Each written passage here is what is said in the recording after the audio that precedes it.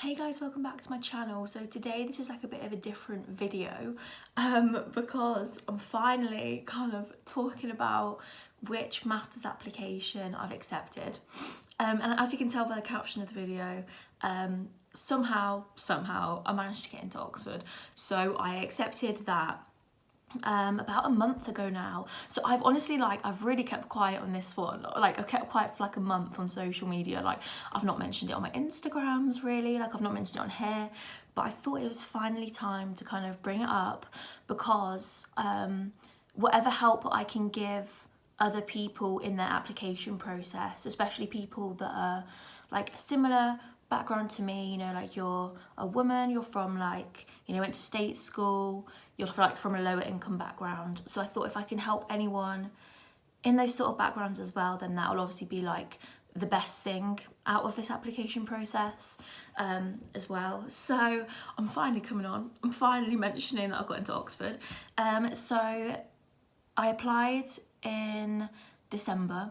The cut-off point for my master's application was the 7th of January, because basically in Oxford I applied, so obviously this is my master's, so if you are watching this for your undergraduate kind of advice and help getting into Oxbridge as well, then I'm sure a lot of this information is still really relevant, so you can keep watching if you would like to. But yeah, I did apply for my master's application here, and I'm currently at Newcastle Uni, and I'm doing a BA honours in ancient history, but I really want to kind of in my master's specialise into Greek history and ancient Greece, because even though I really like learning about the Romans, about the Egyptians and a lot of other civilisations, the Greeks are really where it's at for me, so I wanted to specialise in the Greeks. So yeah, I applied for the MST in Greek history, which is a Master of Studies. It's a 9-month course. So basically it just runs throughout basically 1 year, but they call it 9 months of teaching technically. So that actually starts this October. But I do need to get above 68, I think. Yeah, about 68 this year. And then my whole degree to be able to get in. So I mean, I think that's why I've kept quiet about it, obviously, because it is a conditional offer. I still need to do quite well to be able to get in. So touch wood, obviously I'm touching my table right now, touch wood everything goes all right, because I mean I don't want to jinx anything because you never know what can happen really. But I thought I'd make this video anyway just to help other people, to read out my personal statement so you guys can get an idea of what sort of things they like to hear, what you can expect with the applications process really. And if you honestly have any comments, any questions, then please just leave them down below, and I promise I'll get back to you guys, because I completely understand that it's a really stressful application process. It is intense, it's pretty mad. So any questions you have whatsoever, then please leave them down below. But yeah, I wanted to make this video as well because when I was looking at how to do my statement of purpose, because for master's level, it's not called a personal statement, it's called a statement of purpose. So it's a little bit different than a personal statement in that it's more academic, so it's less personal really. It's more what you want to research, what your academic interests are that you're gonna, kind of continue on into that master's degree to research. I worded that so badly. So when I was looking at obviously how to start doing it at the application process, I was a little bit confused, and I did come onto YouTube as well like this, and I watched videos like this on how to write my statement of purpose and how to do it. And one thing I was looking for is kind of people to read it out, because I think only V, who's a YouTuber that actually, she went to Oxford and then she went to Harvard, she read out her personal statement, but I don't think a lot of people really did. So I thought in this video I want to read out my personal statement my statement of purpose for you guys, just so you can get a proper idea of what to do. I mean, obviously I'm not saying that my layout is the best layout ever, I'm sure there are a lot of other ones that are amazing, really, really good, but obviously this was good enough to get me in, so I thought in that sense it will still be helpful for you guys if you're applying, just to have an idea of what to do. So one really, really big piece of advice I think when you're applying to Oxbridge, especially at master's level, even at undergraduate as well, is you need to know the course really well. So you need to name drop into your statement of purpose modules that you really want to do, doctors that you really are interested in working with. You need to show that you know how the course runs and like how the course is structured, because if you've got that knowledge, then they've seen, you know, that you've done your research into the course, and that just shows that you're really interested in the course as well, you know. So it just makes your application look a whole lot better. So that's one thing I really recommend doing. Honestly, I think it took me a month or 2 months to be able to sort my whole application out, because I did send off my personal statement, my statement of purpose, to one of my friends in Newcastle Uni who is a doctor, and she obviously looked over it all for me. She was my module leader last semester. So I would definitely recommend that for you guys as well when you're writing your statement of purpose. Honestly, your first draft probably is not going to be the one that you are going to submit. You know, I think I ended up doing about 5 drafts of my statement of purpose before I was happy enough with it for it to be submitted, and before my my module leader she was happy with it as well for it to be submitted. So don't expect, you know, it to be perfect on the first round. I mean, if it is, brilliant. But expect to redraft it quite a lot until you are happy with it, because that's one thing that you probably will need to do. And then the next point I really want to make about, you know, how to kind of get into Oxford, I really think that it's passion, because I think my academic journey is different to most people as they get into Oxford. I mean, I'm not sure, but I really hope for you guys watching this that this gives you a bit of hope. So at my A-levels, I think I got ABB, and then obviously I came to Newcastle Uni.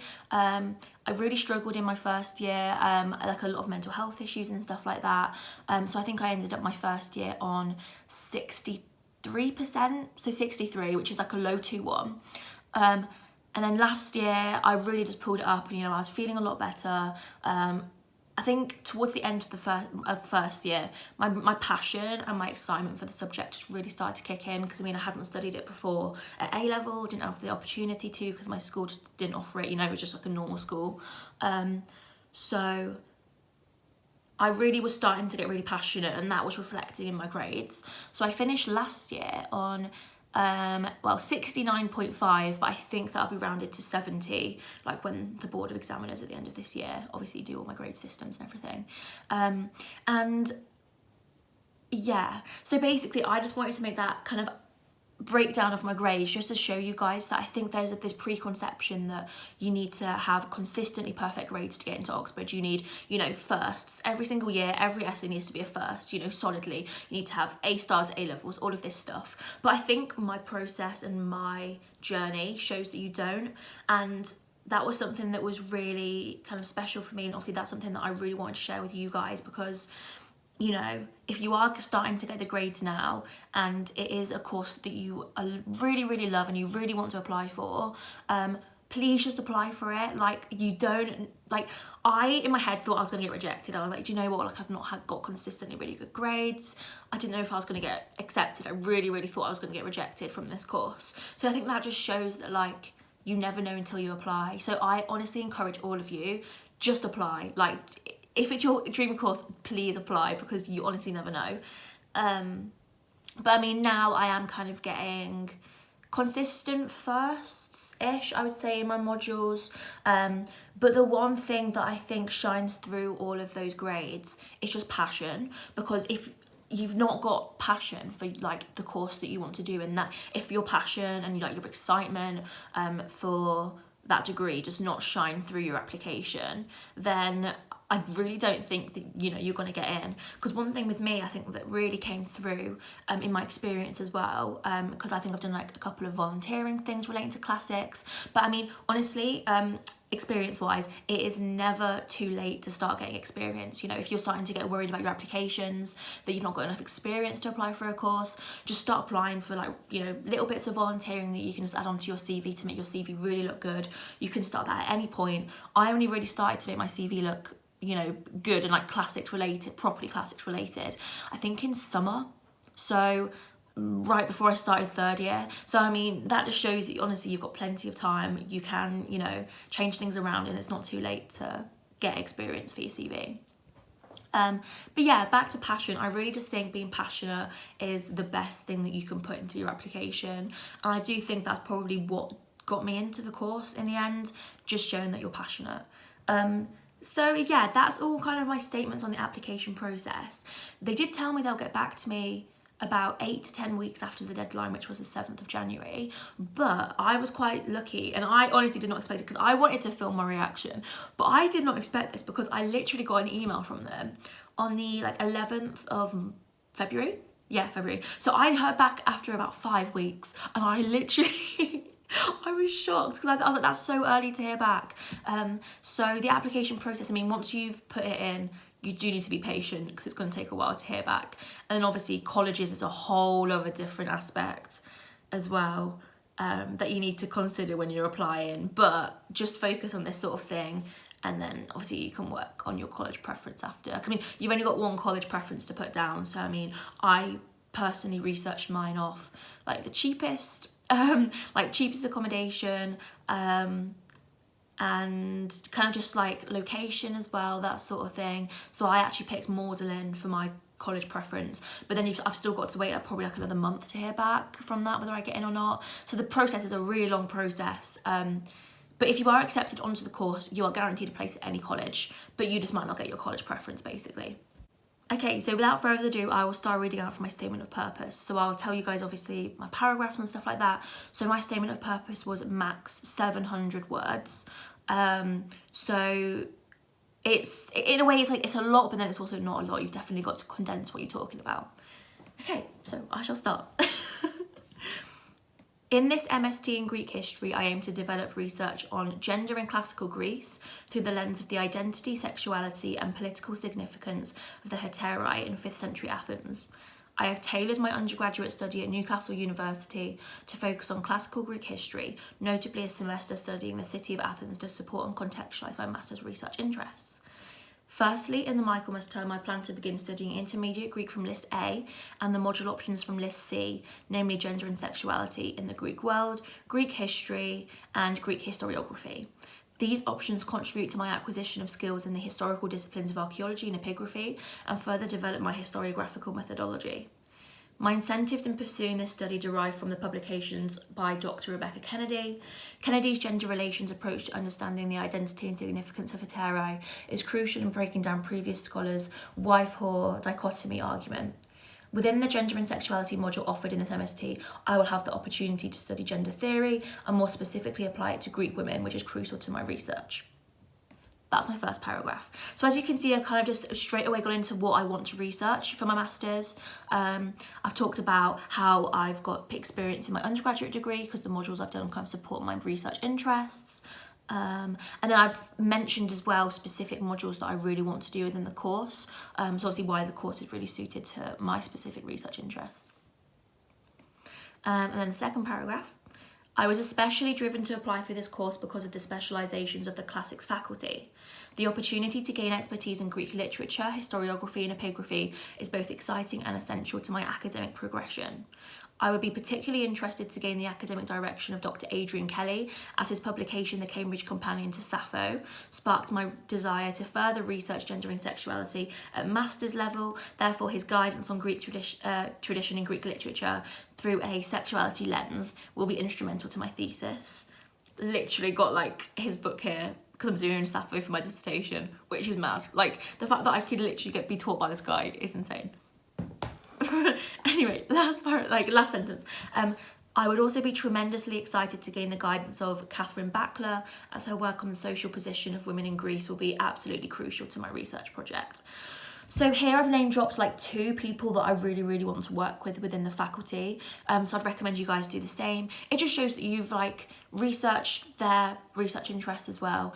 And it just further shows that you're passionate about the course, you're passionate about your research interests. And like, it's really important for why that university is perfect for you. That's one thing that you really need to put across quite well, is like why that uni is perfect and that course is perfect. Third paragraph. My undergraduate dissertation has significantly shaped my independent research training skills. My dissertation concerns Sappho and Sulpicia, construction of the poetic persona, and the female erotic, and aims to contribute to the increasing scholarship on sexuality in Sulpicia's poetry. I will take a new and distinctive approach to gender and sexuality in my MST thesis by taking a more holistic and interdisciplinary approach than previous scholars. My expected grade in this dissertation is to achieve a first-class award and my degree with first-class honours. My highest undergraduate achievement to Essays Award is 75%, although I've now got some which are more, but obviously at the time it was 75. One regarding women in classical Athens. This highlights how my passion for my research interest is reflected in the marks achieved and further conveys how I am prepared for the academic intensity of this MST.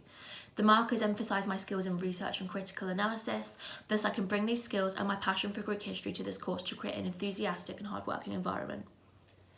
So in that one, honestly, that is just me kind of explaining all of my skills that I can bring to the course, because they obviously want to see what you are going to bring to the course as well. So you really need to like show yourself off, you know, show off like your grades, show off your dissertation, that sort of thing. So that's kind of what I've done here. I think for me as well, because what I'm wanting to research at master's level relates quite a lot to my dissertation. I obviously mentioned that and brought that in and explained how I'm going to like develop that at master's level. Okay, and then this next paragraph is all about my work experience. Okay, so fourth paragraph. My work experience as a volunteer for English Heritage at Househead's Fort has been integral in my academic development by providing me with organisation and communication skills through constructing and delivering educational workshops on Roman Britain to school groups. These skills were further developed within my role in the Romans on the Time project for Newcastle University's Classics Outreach programme. Within this position, I educate local schools on the importance of studying classics.